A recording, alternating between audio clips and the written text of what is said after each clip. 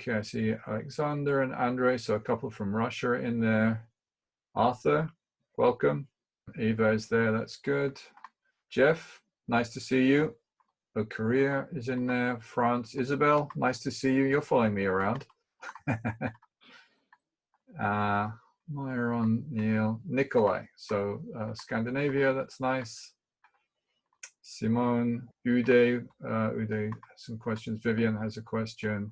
Yuki, thanks for joining. People are still logging in, so just give them a couple of minutes. What I will do is switch to introduce the panelists. So our panelists today, I would like to welcome Jeff Mills and Adrian Gonzalez from SGO, and Blake Jones from the International Colorist Academy, who will be managing and moderating the questions. If you could complete the poll, that will give us an idea of who's here, and we can direct the questions better to the audience. Okay, so New York City, that's good. Florida, wow, early in the morning for you guys, so thank you for that. Texas, yeah, very nice, very nice. Okay, so the poll is beginning to fill up here. Let's have a look. 68% colorist background, 65%, so mostly colorists, 10% DPs, 10% editing, 13% visual effects. Good. 12% photographers. Okay, very nice. People experience. We have 27% with less than 12 months, 26% in their first 3 years, 22%, so quite an even break here with up to 10 years, and oh, there we go, 20% with more than 10 years experience, 6% with more than 20 years experience. Yeah, still a few of us around. Is that you and me, Blake? Yeah. Interest in virtual classes, 83%. Yeah, the virtual classes are going really well. We're really happy with those, how those are working out. And what's really nice is the networking that happens afterwards. Has COVID changed your business plans? 25% no. 13% no, but reduced business. 23% working more remotely. 10% already working remotely, and a lot of people looking for new opportunities. I kind of, based on the questions, I kind of figured that was a big deal. A lot of people looking to see if color grading might, especially remote color grading, might represent a good future for them. The most common question I got, and I think this is partly based on the last webinar that we did, how do I set up a grading monitor for Resolve and indeed any other color corrector? Because they basically follow the same pattern. So I'll answer specifically for Resolve, but the response will be very similar for any other system. And I'll call in Jeff or Adrian later to comment on how that works with Mistika. So you're going to have a computer. Now that might be something like a laptop or an iMac that has a built-in GUI. According to Blackmagic configuration guide, you need a CPU of at least quad core and at least 16 gigs of RAM. It will kind of work on less than that, but it won't work smoothly. So that's an absolute minimum. And the GPU needs to have at least 8 gigs of VRAM in it. They actually say it'll run on 2 and 4, but from my experience, you'll continually get something that says, I forget the exact message now, but something along the lines of RAM overflow or something like that, and you won't be able to do anything. So you really need at least 8 gig of VRAM. So if you are working on an iMac or a laptop, you need to take that into account. The solution can be to have an external GPU. And I've tried a couple of them. Obviously the Apple Blackmagic ones are very reliable, but not the most powerful, not the best value, to be honest, but they're very powerful and they always work. So they're very reliable. Alternatively, you can look at the Sonnet series, and beyond that, if you want total flexibility, you can get the cases. There's a number of cases where you can fit your own cards inside, and that gives you the most power. In fact, I think you can even get 2 cards in some of them. So you need a GPU. And then the third thing for professional grading is that you're going to need a video card. And again, that can either be built in, so that would be the DeckLink, or the Ultra Studio. I'm using those two as examples because although Blackmagic don't limit the video cards to Blackmagic video cards, nobody else has built drivers. So it's a bit of a chicken and egg. If Asia, for example, wanted to support Resolve, they would have to build a driver, and then they would be at the mercy of Blackmagic, because every time Blackmagic changed the software, they'd have to change the driver. Blackmagic have said, well, we're not going to create drivers for your hardware because we build our own. And Asia have said, well, we're not going to build drivers for your software because it'll be too much work to support it. So at this point in time, where you have to have Blackmagic video cards. Now, the purpose of that Blackmagic video card is to output to a reference display. And this is where the confusion lies, because a lot of people, I can't tell you how many people have asked, you know, why can't I grade on the GUI, especially now that we have this clear video output so that you can put it onto a second monitor. But here's the thing, the user interface and even the second monitor, the desktop extension monitor, are under control of the operating system, the computer operating system. They are not under the control of the grading system. So the project settings that allow you to choose things like the HDR flag and video or data levels, bit depth, all of those things are not of any use unless you're going through a video card.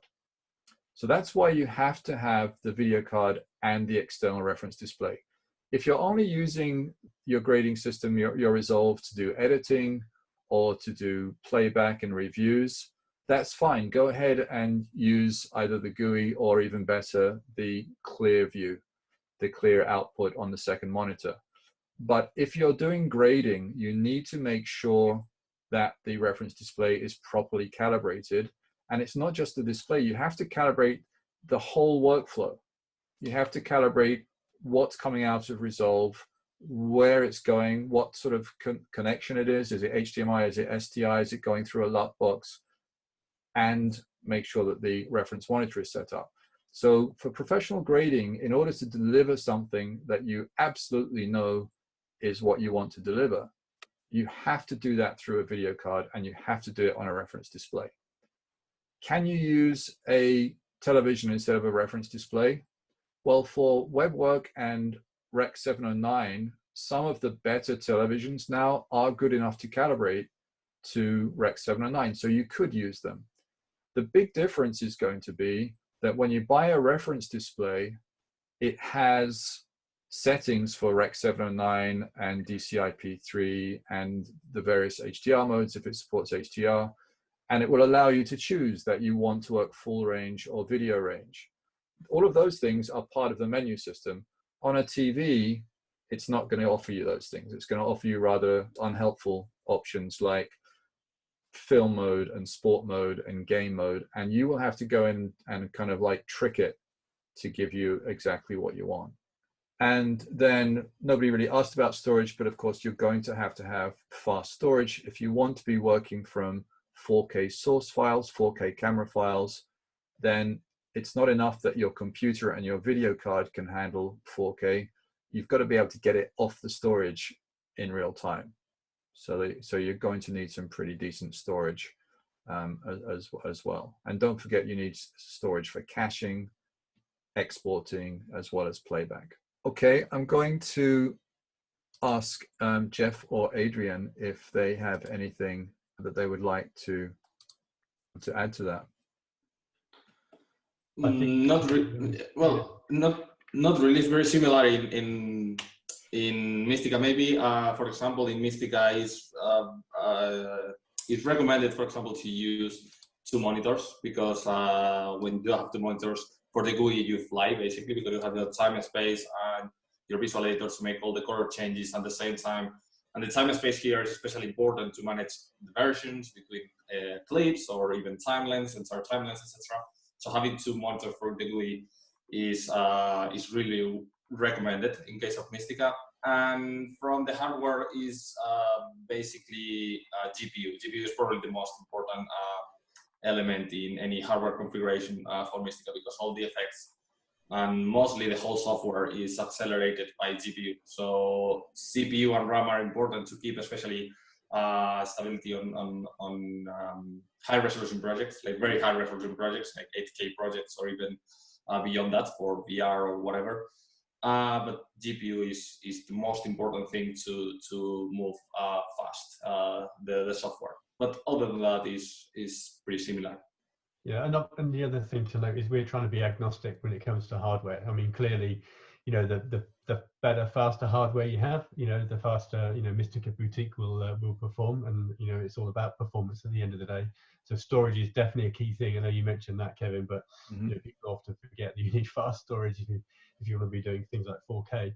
But on the video I/O side as well, obviously we support Blackmagic, Decklink, and the Arja card as well. So whether it's, you know, the new TTAP, you know, the Kona 1, Kona 4, etc., you know, we support all of those. So we're trying to be as agnostic as we possibly can to give people lots of different options, and importantly, choice. I think that's a good point. Like I said, it's generally true of all the grading systems. So we've talked about 2, but it's generally true of all of them.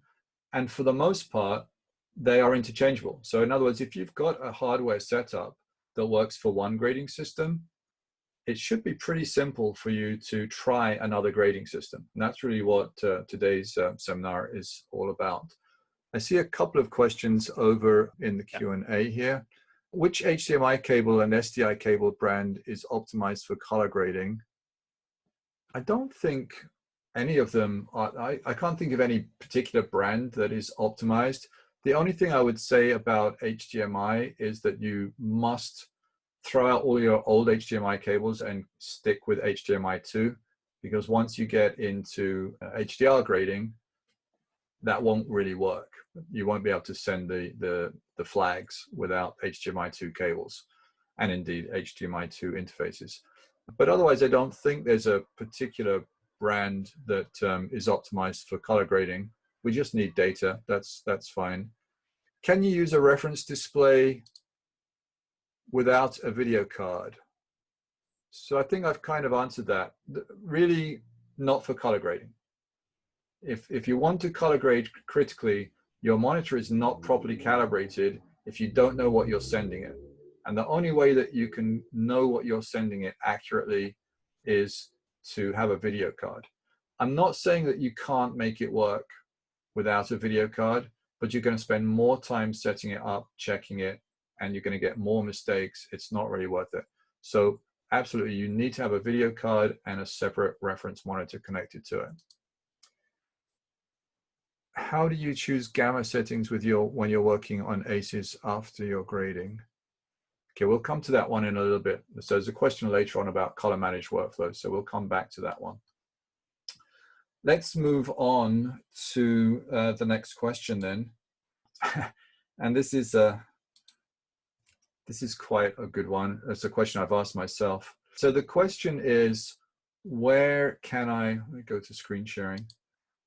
Where can I get material to use for practicing?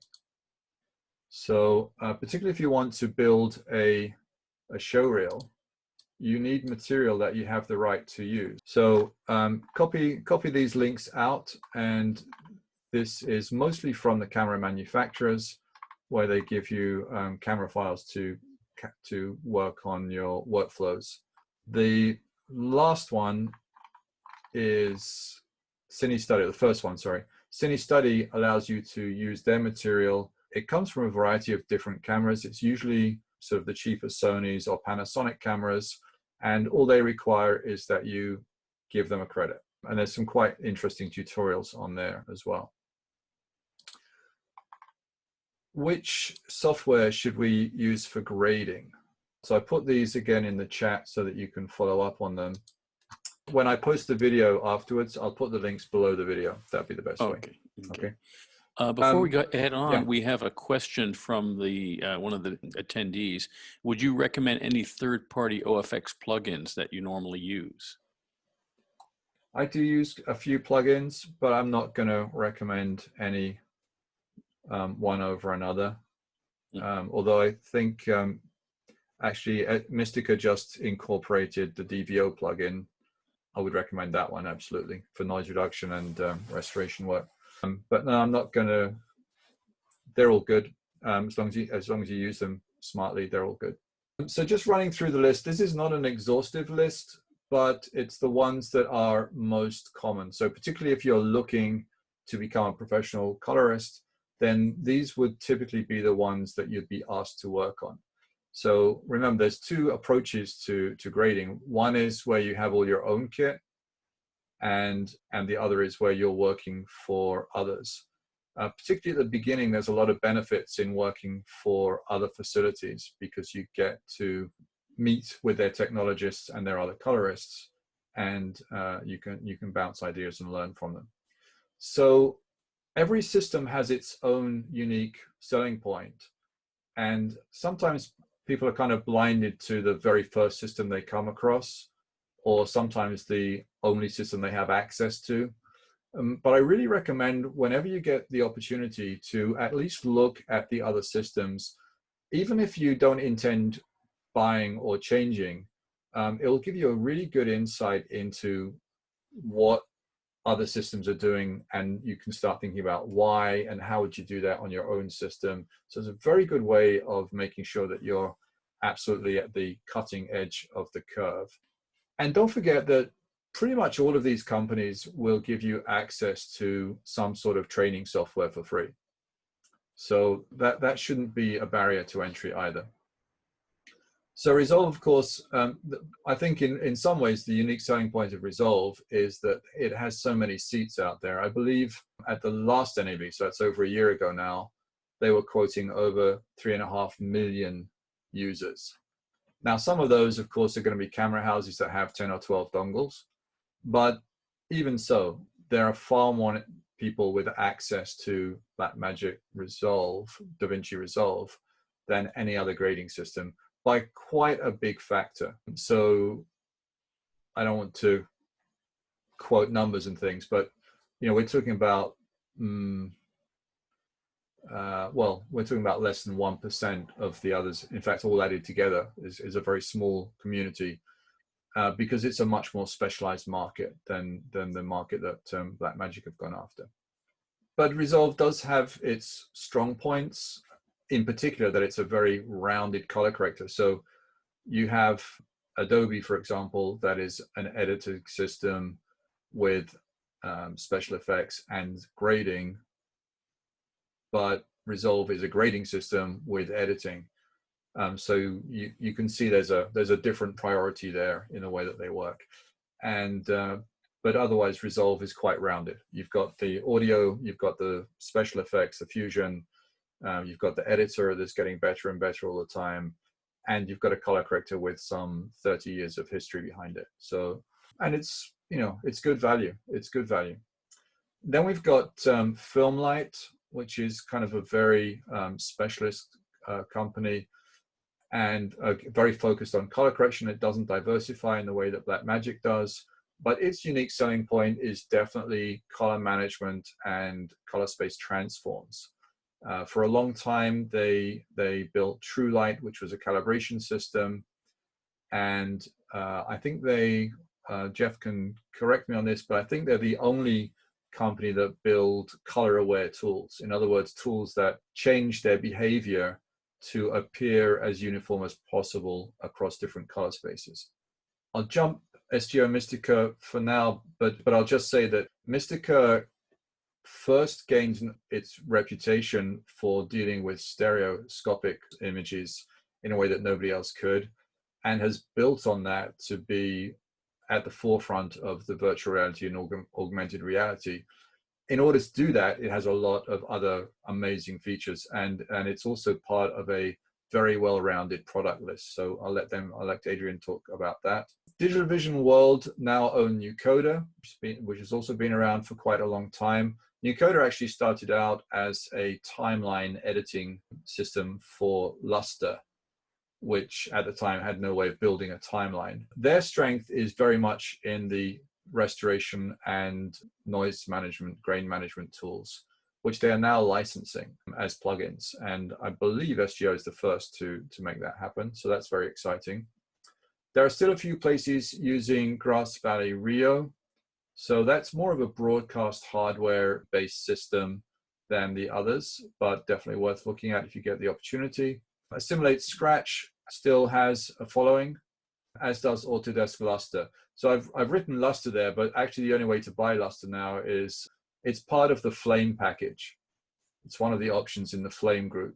It is the oldest software color grading system on the market. And in some respects, it's showing its age. But if you go down the #1 films of the year based on the Oscar Best Picture, there's still more Lustre entries than any other. So some of the big companies have never changed from using Lustre. And then there's some plugins and things like Red Giant. And then, of course, you've got the editors themselves, Avid and Adobe, Final Cut. They all have a certain amount of grading in them. But I don't know of any colorists that are relying on the edit systems. So that's kind of, in a nutshell, the ones that you should look at and give them a try. I'm going to hand over to Adrian, who's going to tell us a little bit more about what it's like to work on another system, on the Mistika system. All right. And Adrian, I'm going to share my screen. Yeah, share your screen. Go ahead. And you should see it now. Nice. Okay. Thank you.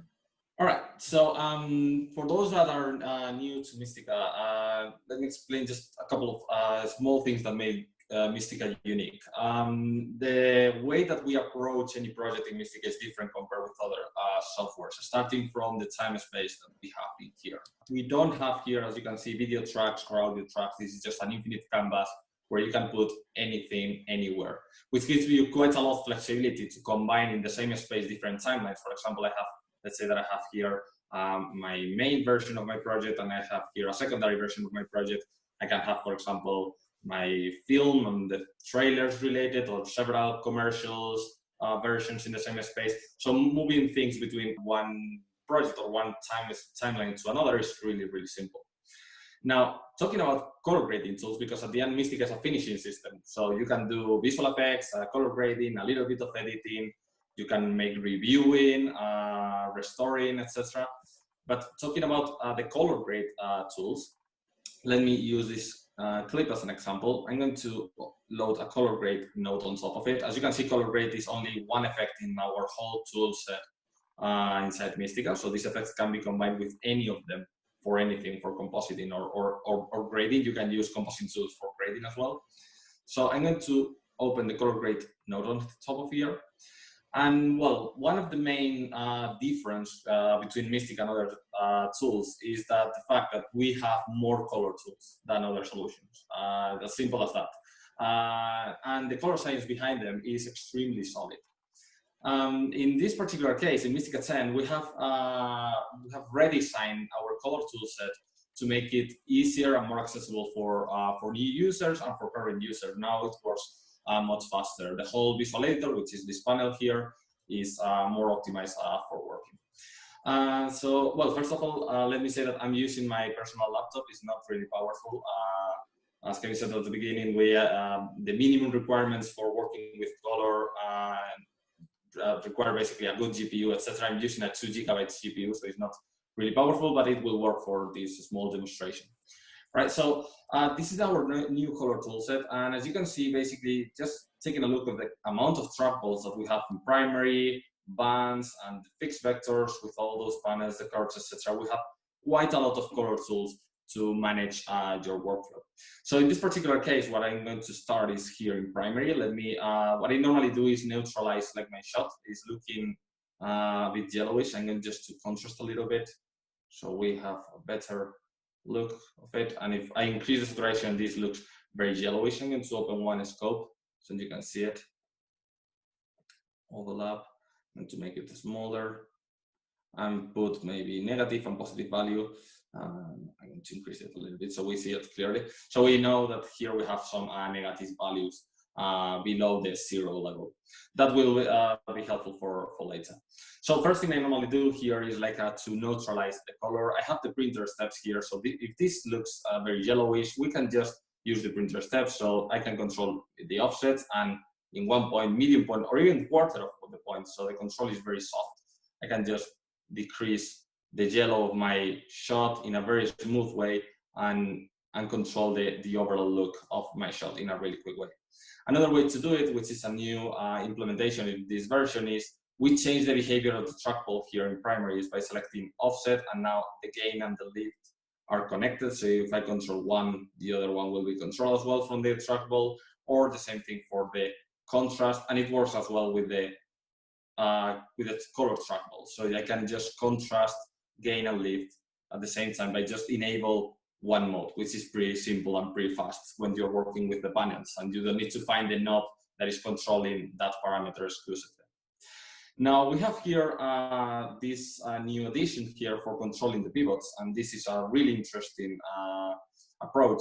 So for example, let's say that we want to control my shot in here, but I want to leave my sky intact. I can just create another layer. Let me see how it works by layer. And I can just put, for example, my white point in here, right? And I can say, okay, I want to enable my knee soft. And the knee soft, basically what we're going to do is to keep all those highlights intact. So if I control, for example, the gamma, you see that I'm not affecting those highlights at all. It's basically kept in the same space in the same position. The right behavior, well, the normal behavior of primaries would be something like this. The whites are always extrapolating with the change that you are making, for example, in the gamma. But with this option there, we can just keep them intact and control the rest of my shot. This works pretty well as well for making, for example, some kind of soft clip. So for example, here we have some overexposed shadows. We can create another layer, right? And I can just move those whites and select maybe only my shadows here, and then control the lift. And now I need to enable the knee soft, and I can just control the shadows without affecting anything else. So it gives you quite a lot of flexibility to select in which area are you moving with your trackball. And of course, well, this is pretty hard. I can just increase the softness and the transition between the rest of the shot and the shadows will be softer. So I have a full control of my range using primaries. And the same philosophy applies, for example, when we work with the bands. Bands compared with primary, they work in hue, saturation, and luma. So we can make any change without affecting, for example, the saturation of my shot. If I enable vector scope, of course, if I go to primary and control any of those settings, the saturation of my shot will change because that's the normal behavior of primaries. But in bands, I can just control the highlights without affecting that saturation. So it's really useful. For example, this is particularly useful when you're working with HDR material to control the luminance of those highlights. When you have more information in the highlights, but you don't want to break the saturation or anything else, you can just control them in an independent way with the bands in here. And you have the same control for the pivots. I can just select in which part of the range, as you can see. I'm going to make it quite a lot bigger so you can see the change. I can just select in which area I'm just working and limit, especially the area that I'm using for my controls. The great thing of this is I have 5 trackballs to control this small area of my range or the range that I want. So basically you have quite a lot of flexibility to control your range of your images. Now there are some quick tools that we have here in Mistika that are very beloved by the Mistika users, which is, for example, the fixed vectors here. So for example, I can just make like quick changes to increase, for example, saturation of the red, of the blues maybe, then change the hue. And this is extremely soft. It doesn't create any noise or anything. You can make all those changes in a very quick way. This is quite an interesting tool when you have your client and you're working at the same time and your client is requesting some changes. Instead of working with a trackball, with some things can be a bit tricky because you maybe change quite a lot of the range, etc. The fixed vectors is the perfect solution for that because you can just make changes in the primary and the secondary colors in a very, very clean and smooth way. Now we have as well the curves with a new addition, which is the possibility of, for example, open the curve in a bigger size, so you can increase it, and again, put the points wherever you want. I'm going just to make something that you won't do a normal situation, but you can see I just created 3 points and I'm controlling a very small area of my range. Again, this is all about accuracy. You can just work at any point, in any point of your range, to control your images. So Mistika toolset, as you can see, is extremely flexible. You have here all the RGB curves, the saturation against saturation curves, the hue against hue curves, all of them in the same place. Navigating between the options is really simple. As you can see, it's very easy to control, etc. And another different point, differentiating point between Mistika and other solutions is the fact that you can combine visual effects with color grading. And in this particular case, I'm going to use a visual effect feature, but embedded in the color grading solution, which is the fact that we can read like multiple layers of an EXR to controlling the color. In this particular case, instead of using a CGI EXR shot, I'm going to use a live footage shot. Let me move this to another place.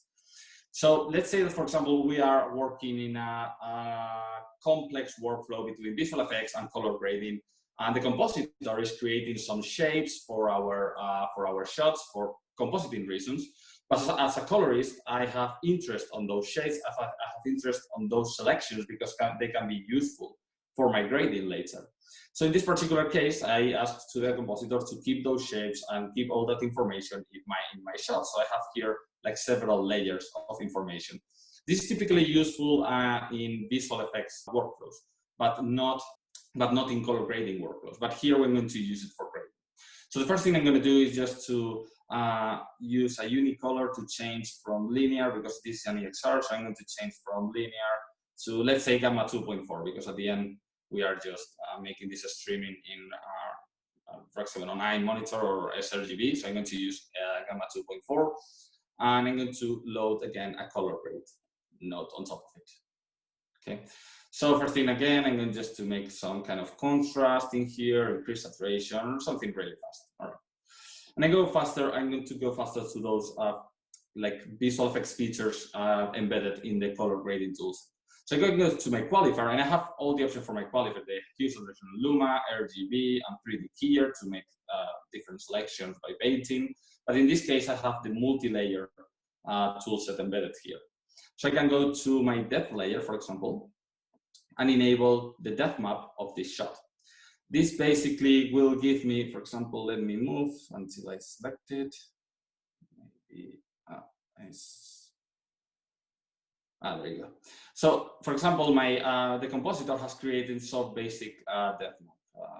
Yes, something like that. These are really, really simple depth map created by a compositing suite. In this case, I think it's Nuke. But as you can see, it's really basic. It's not the best depth map, but it's useful in grading. We don't need a very accurate depth map to work in grading. So for example, I can take this information, for example, make this focus distance to select the areas that are far from the camera, blur my selection a little bit, because blur always works fine in color, and then change, for example, the color of that area. And the great thing is now I'm changing and affecting only the color that is far from the camera. I'm not selecting this guy in the foreground because I'm using the depth map information of the shot. But not only that, let's say that the compositor has been creating some shades for these guys here. So I can go to my qualifier there and I can create another layer. And in here, I'm going just to select, for example, mask blue, because I have like several masks contained in this shot. So this will select this guy over here. Or if I go to, instead of mask 1, mask 2, I can select this guy in the middle of my shot. I can just blur it. And Adrian, that actually brings us quite nicely to the next question, which is about color management and how, when you're working with the visual effects and indeed other parts of post-production, even editing, how can we manage the color so that the editor and visual effects see the same as what we see? What do you mean in a visual effects workflow? You mean Well, just in general post-production. So the next question that I'm going to answer is about color management, which this leads right into, because what you're doing here is you're working with the raw elements from visual effects. Yes. And you may also be working with elements from editing, particularly titles and so on, or indeed from on-set, from a DIT. Yeah. So if you could stop your screen sharing, we can move into that. Sure. There you go. Thank you. And so I'll put up my. So this was again a very popular question that came up in all sorts of different questions. But basically, what is color management? Monitor calibration is a part of color management. But actually, to do this properly, you have to manage everything through the pipeline. And so the things that Adrian was showing there, it would be nice if what he sees and what the visual effects department see are as close as possible. And now I say as close as possible because Adrian's going to be working on a good, expensive reference display. Visual effects typically are working on the cheapest sRGB monitors they can get their hands on. Rather sadly, and I hope that changes in time because it makes HDR work, for example, very difficult. But so how do they see something on a cheap sRGB monitor that is in any way close to what we see in, say, a Rec 709 or more likely a DCI-P3 display? And that's where color management comes in. It requires a little bit of extra effort, not just from the colorist, but actually from the whole production team. And what color management says is we need to keep track of where this material is coming from. What camera was it shot on? Or if it's archival, what color space has it been mastered to? And we also need to keep track of how we're getting that into the finishing system, the color grading system typically, but it could be something else. What color space do we call that? And then what output, what monitor are we putting it on? Those three key elements, the source, the working space, and the display output, are the fundamental criteria that you need for a color managed system.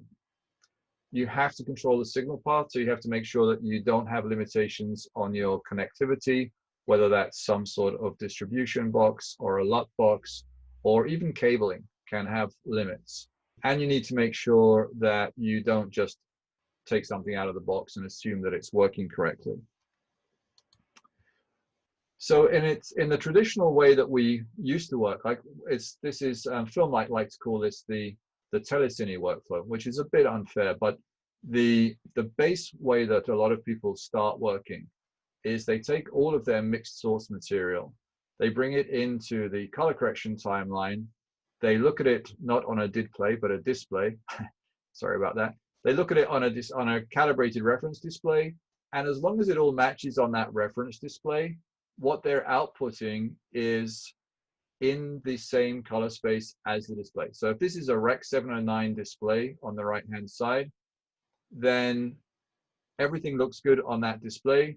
Then without any knowledge of color science, you can say quite categorically, I'm delivering Rec 709 content. But you're creating a lot of work for yourself because it may be that you have 2 or 3 different types of cameras and you've got to work quite hard, not just to match the way that they look, but to make sure that the red car from the Sony camera is the same red as the red or the ARRI camera. You've got to make sure that the material you got from visual effects cuts back with the camera material the way that it should. So some years ago now, I think 5 or 6 years ago now, the Academy addressed this problem very directly. They had been working on some other problems for archival and for preserving film. And part of any archival system is to prevent the problem from existing in the future. And so they came up with the ACES workflow, which is just one example of a color managed workflow. So in Resolve, you have the DaVinci color, the Resolve color management system. Filmlight, as I say, is a very strong management system. There are different systems, but the advantage of ACES is that it's universal, that you don't have to send people LUTs and transforms. You don't even have to communicate with them exactly what you've done. If you follow the ACES protocol, then people will know what you've sent them and they will be able to work for it. And basically it's this: the source material comes in and you map it to the ACES color space, which as a color gamut is everything we can see. So it's future-proof. And the way you do that is with something called an input transform. And most of the color correctors pretty much do this automatically for you if you're working from raw files. If it's in a wrapper like MXF or ProRes or something like that, you need to know what the source material is so that you can tell the color corrector this was a red file or this was an ARRI file or whatever it is. It puts everything into the ACES space and ACES EOTF. So the question down here was, how do you choose gamma settings while you're working in ACES? You don't, because ACES fundamentally is linear. That is the format. But when you're color correcting, we don't like to work linear because it's not the way that the human eye works. It's not the way that the color correction tools are designed to work. So there is something called ACES CC or ACES CCT. They're both mostly the same in that they convert the linear to log while you're working in the grading system, and then it converts it back to linear before exporting it out of the system. So there's not really a choice. The only thing you have to decide is whether you want to work with ACES CC or ACES CCT. And the only difference is that ACES CC was the original log choice, but it allows you to go very hard into the black floor. It will actually allow you to go negative. So if you want to protect your shadow detail and prevent a more aggressive black, then you use ACES CCT, which stands for color correction and toe, the toe being that shadow area. It's a film term. So generally, I just always use ACES CCT because it protects that shadow a little bit nicer. And if I want a hard clip, I can do that very easily in the color corrector anyway. Is there a way to export Resolve video in a round trip workflow? Well, certainly as far as visual effects and other parts of post-production are concerned, if you export it as ACES linear files, then people don't need to use the input transform the next time around. They just bring it in as ACES. And with ACES, you also get a standardized set of display output transforms. So now the visual effects people can use sRGB, and editors can use Rec 709.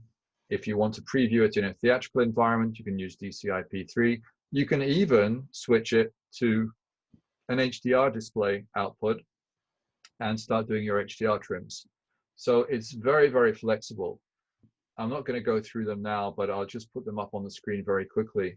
Lots of good reasons to use ACES. I know that amongst the attendees, there's a few names in there that I've seen that are also very keen on using the ACES workflow. If you haven't tried it, remember the theme for this webinar was trying something new. If you haven't tried it, you really should get to grips with it. Not only because it's a great way to work and it's a great way to round trip, but also because as we move into HDR workflows, the EOTF for HDR mastering is the PQ curve, 2084. And what you'll find is that the response of the color correction tools in most color correctors is very similar in ACES to the PQ EOTF. And that's because they're basically underneath the hood, they're fundamentally log formats. Hope that's clear. Now, did we get any? Sorry, I'm just checking to see if we got all the questions answered here. I think, Kevin, while you're looking at the questions, I mean, yeah. I'd recommend people have a look at the Unicolor functionality in Mystica Boutique, and there's tutorials online for that. because again, you talk about managing color, it is incredibly important, and doing the color transforms. And even we have a new product talk about using something new. We have Mystica workflows that can be used with any product to actually do those color transforms, you know, within your pipeline. So there's definitely some new things out there for people to have a look at. Absolutely. And that's really I think the important thing is to keep looking at what everybody else is doing. Don't get too stuck into your own world and think that there's nothing else out there. There's a lot of really exciting work going on, and it's very easy to get left behind if you kind of become a dinosaur and just stick with what you know. We've got 6 minutes. I've got time for one last question. So the question is, how do I get work? How do I find my first color grading work? How do I transition to be a colorist? Has COVID changed the amount of remote work in the color grading community? Well, where to find work? One of the reasons that I'm doing webinars is to find work. You know, it's really about networking, to be honest. Putting together a show reel, that's nice, but in my experience, show reels are really to allow you to hang on or to confirm the job. They don't get your foot in the door very often. So you need to be networking. You need to be joining in communities. You need to be joining in forums and workshops.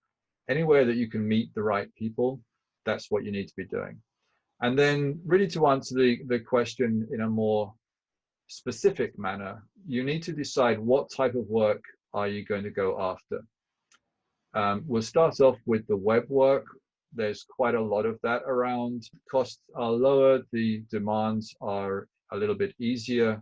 So again, I remember when I did my degree, which was in photography, film, and television, and the very first day we were asked, what are your ambitions? Why are you here? Why are you studying? And one of the students said, well, I want to be a natural history photographer.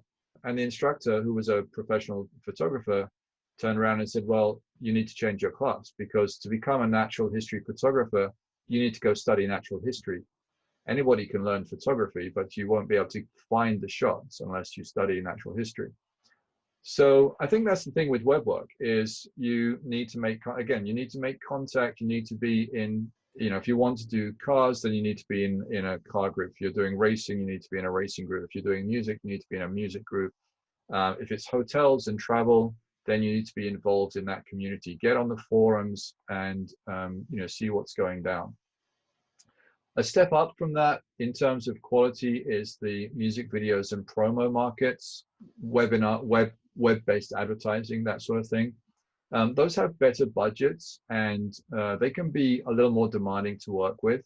The thing that you are going to find as you step through this list is that you have to be able to work well with groups of people. So a lot of color grading is about managing groups of people and not just delivering what they want, but getting them to agree on things. That's a large part of it. And music videos and promos are very much like that. But the good thing about that is you can have a lot of fun. I did 3 years of music videos at the beginning of my career, and it was great for just really experimenting and trying new things. Don't forget the private market. So a lot of times as professional colorists, we forget that there's an enormous industry around weddings and private videos. So there is a niche market that pays quite a lot of money to get quality results. Very fast turnaround, no room for error. But again, that can be quite rewarding. And then we get into corporate. So working with not agencies so much, but more working directly with companies. If you want to get into that market, honestly, the thing to do is to get into the company. So Red Bull, for example, have a very strong video development production team.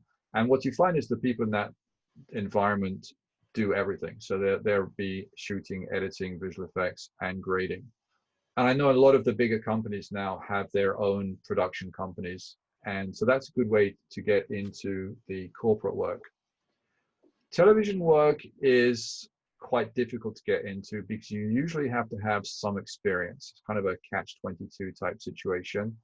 But again, what might happen there is that you have worked with a director or a cinematographer or somebody that likes working with you, and they make the introduction and they say, oh, I'd really like, this colorist knows exactly what I'm trying to say or how I'm trying to create my images, or has a particular style that works with the way that I shoot. They're going to get you the foot in the door. Television work is amongst the most lucrative in the terms that it's constant work, but they have very fast turnaround times. I mean, typically, just to give you an idea, a typical commercial, around 4 to 8 hours of grading for 30 to 60 seconds of material. Compare that to the television market, they will want anything from 40 to 60 minutes of program material in a day, in the same time that it takes to do about a minute's worth of material for a commercial. So very, very demanding, very fast turnaround, not so much time to do the more tricky finessing, finishing that we would do, say, in feature films. So the feature film market is in some ways the smallest market. You may be on a job anything from, I have to admit that people do them in a week. We don't, as colorists, we generally say you can't do it in a week, but in Europe, certainly there's a lot of independent movies where they want it finished in a week. But we typically say 2 weeks for a feature-length project. And that's still a compromise. I mean, that's still fast. 3 to 4 weeks is more comfortable. And if you're working on something like a Pixar animation or a Disney animation, that could be anything from 6 to 12 months. I think Mad Max Fury Road, I think Eric was on that for 6 months with a team of 7 or 8 baselight colorists. So a lot of work goes into some of these projects. It's going to depend on budget. It's going to depend on planning, color management. And with that, again, a way that a lot of people get into that is to be able to manage this color management process, to be able to make sure that what they do on set is correct in visual effects, is correct in editing, and is correct in finishing. You have to worry about multiple deliverables. Some feature films these days have over 1,000 deliverables. If you include all the sound versions and the localized versions, aspect ratios, formats, HD, 4K, HDR, some of them go to over 1,000 versions. So you need some very good management skills to handle that. Okay, let me see if there are any, Blake, anything came up on that? My monitor supports DCI-P3. Yeah. How does it even fit into my gamut? Okay, so the thing about ACES is that you are always working in a bigger color space. I didn't go into the details, and we do cover this in the classes. You're always working in a bigger color space than you're seeing on the screen. So you have to change your head around a little bit. But the benefit of that is that you can move between deliverables much, much easier, particularly when it comes to HDR. And it's really, really important. In the days of film, it was like working on the negative. The negative captured a lot more information than the print, but you focused on creating the negative, and from that, you get a good print. And the ACES workflow is very, very much like that. So you need to get your head around grading it correctly and not relying on the monitor as 100%. You're going to use scopes, you're going to use RGB pickers, you're going to use all sorts of other tools to make sure that you know what you're doing. I'm using FSI 240 for my color, mostly delivering broadcast and west. Mostly I choose ACES, so must select the correct color gamut on my monitor that I must deliver right, or am I still doing it wrong? Okay, yes, no, that's correct. The output transform, not just in ACES, but in any color managed workflow, must match the monitor setup. So if you're monitoring in a dark room and you're doing Rec 709, you're going to be using Gamma 2.4 because that is taking into account the surrounding ambient light. Do not then change it to 2.2 to deliver it to television. The only reason you're choosing 2.4 is because you're in a dark room. As soon as you turn the lights on, you have the visual perception of 2.2 gamma.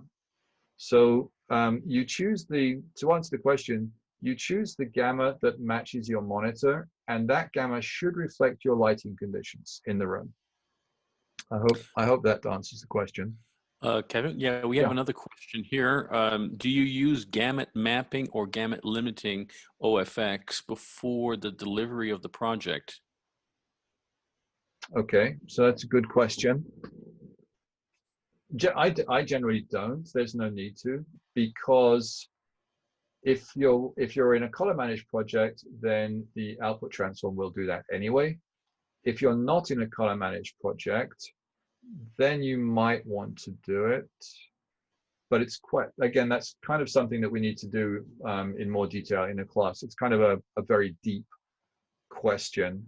In my opinion, it shouldn't be necessary to use a gamut limiting plugin. That should be done as part of your workflow. But if you feel more comfortable using it, yes, but really be sure that you totally understand why you're using it, because effectively, if you're using a gamut limit, that means that you're using it as a color correction tool. And that means that it may be difficult to translate that to another display format. So I'm kind of nervous about doing it that way. I feel like color grading is more like a trial and error method. Am I right in a way? Well, I think that's an opinion, really. I don't feel it's trial and error at all. It's like, it's an art. You know, color grading is an art and a science. So the science is the color management and the deliverables and the formats and things like that. Yes, you need to know quite a lot about how things work. But in terms of creating images, it can be trial and error if you're not sure what you're doing. It's a bit hit or miss. But as you get more experienced, you pretty much have an idea of what you're trying to do in your head, and you go straight to it. Have a look at my bleach bypass tutorial that I posted last week, and you'll see that that's not really trial and error. In fact, I avoid trial and error because trial and error will take me off in a different direction, and it'll be very difficult to handle my my clients. I think we're pretty much up to date on the questions, are we, Blake? Yes. Mm-hmm. Okay, I'm going to post up the classes that are coming up. These are all online classes. They're great. They're normally just a handful of people, 5 or 6 people. Everybody gets personal time, and we can go into things like the use of gamma and the use of color limiting in a lot more detail. I'd like to thank our panelists, Jeff and Adrian, for taking the time to explore Mistika. If you haven't looked at Mistika, well worth a look, as is the rest of their stable of products for workflow management and so on. I'd like to thank Blake for doing an excellent job of keeping me on track. Otherwise I would be very distracted. And I'd like to thank you all for attending. The video will be posted in the usual places on the ICA site and the Final Color sites within the next day. And I'll make sure I put the links up so that if you haven't got the links, you can get those again. Thanks, everybody. Appreciate your time.